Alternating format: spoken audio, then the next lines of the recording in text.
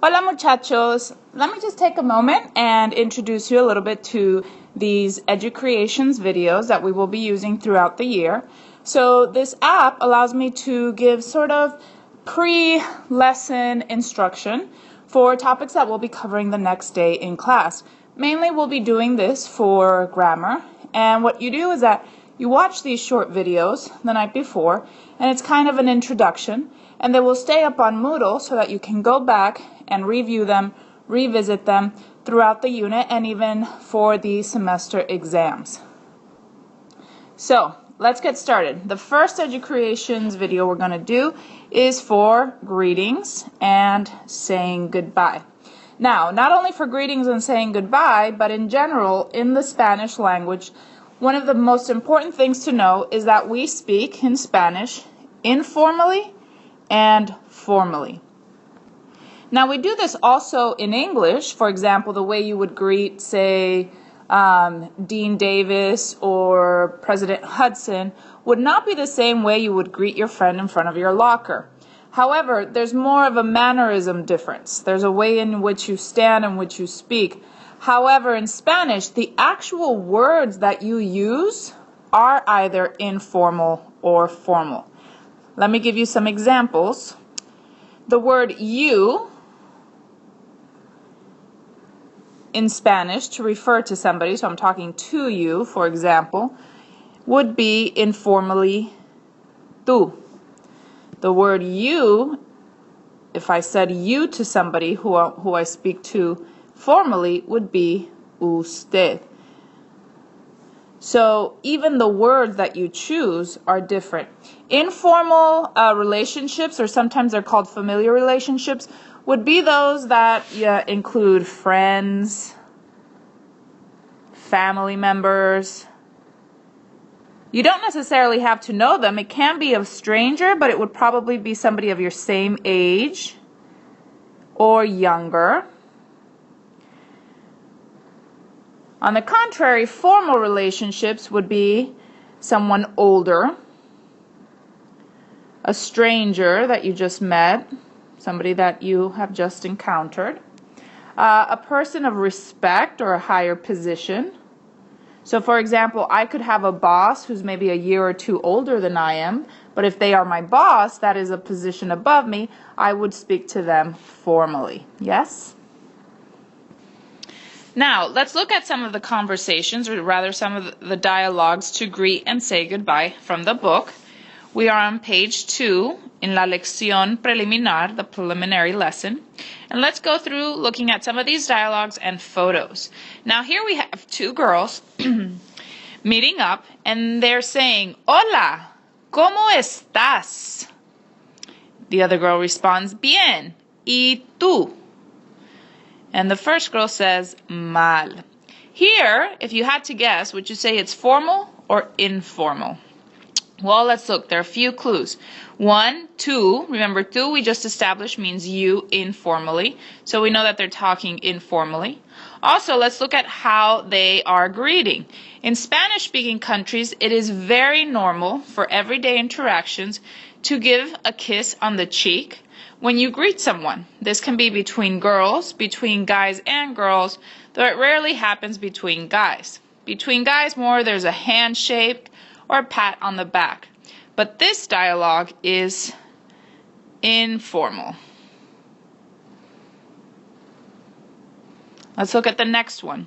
Juan says, Hola Miguel, ¿qué tal? And Miguel answers, Hola, ¿qué pasa? Now both ¿qué tal and ¿qué pasa are ways of saying what's up, what's happening.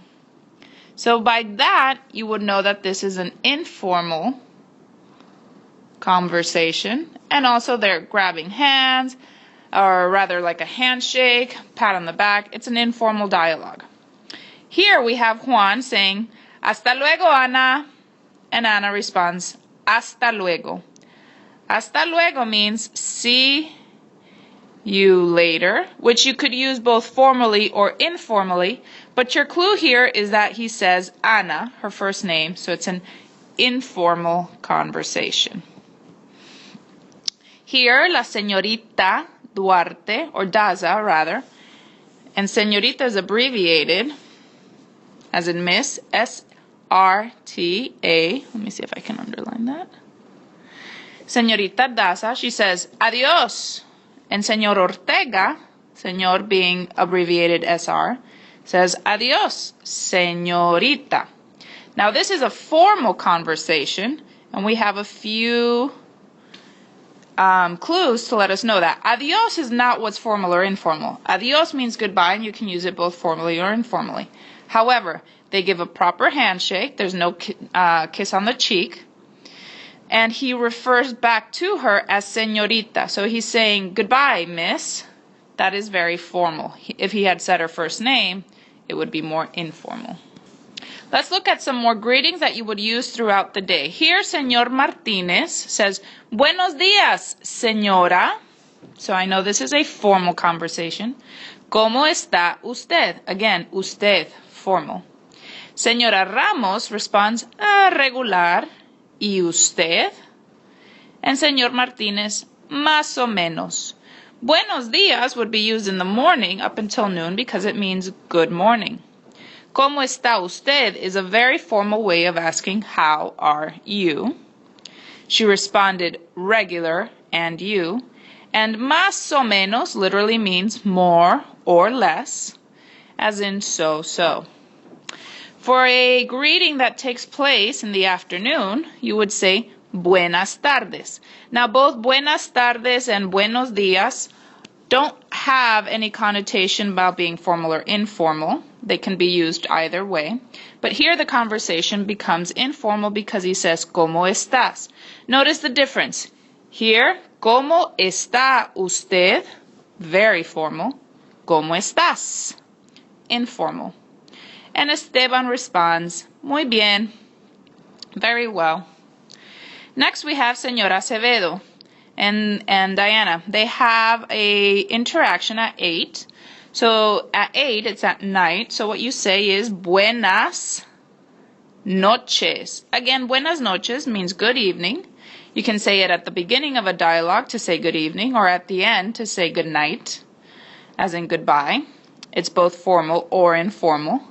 But we know the dialogue is formal because she says, señora. Diana responds, señora, miss, or Mrs. rather. That's a formal interaction. Señor Garcia says, buenas noches, Diana. He speaks to Diana informally because he says her first name. Diana responds, hasta mañana, señor. Now, hasta mañana means see you tomorrow. That's both formal or informal. But the fact that she said señor makes this dialogue formal. Or formal back from Diana to Señor Garcia. So you can actually have both ways. Formal in one direction, informal in the other. See? Adiós, muchachos.